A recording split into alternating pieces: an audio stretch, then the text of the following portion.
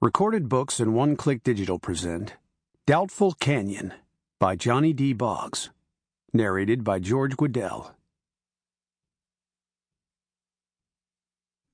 Chapter 1. This is the story the albino man told. You kids ain't never heard the like, never seen such sights, but I'll swear on every Bible and Shakespeare that what you're about to hear is pure gospel. Burned in my memory it is, engraved like the etchings on this here pistol of mine. Ain't no way I can forget a minute of it, and I've tried. Tried long and hard for, 2 decades or so. Some of it, I mean. Parts of it, though, I just gots to remember. Gots to. Remember every last detail. Ain't no tale for the squeamish, so if you ain't up to it, light a shuck for home. Now, once I get started, I ain't stopping, but if you stay, and if you believe what I'm fixing to tell you, and if you want to share a fortune in gold by helping me find it, well, I'm in the market for some partners, and y'all look to fill the bill. Even you, little Gerby. Now, the time I tell about be a whole lot different than the one you be used to. Territory hereabouts is civilized more or less after 20 years. Wasn't no railroad. A body'd be hard-pressed to find even a rail in Texas, I reckon, and nothing down here in New Mexico territory.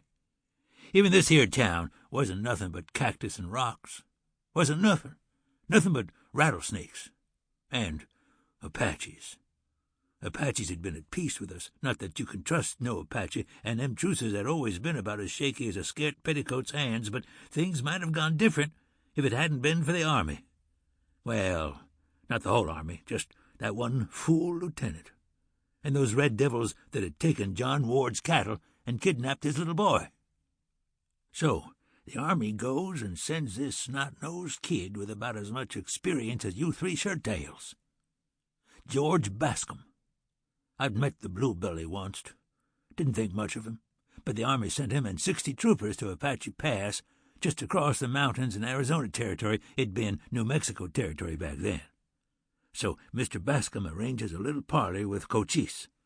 You recollect that name? Might be a little afore your time, no? Yeah.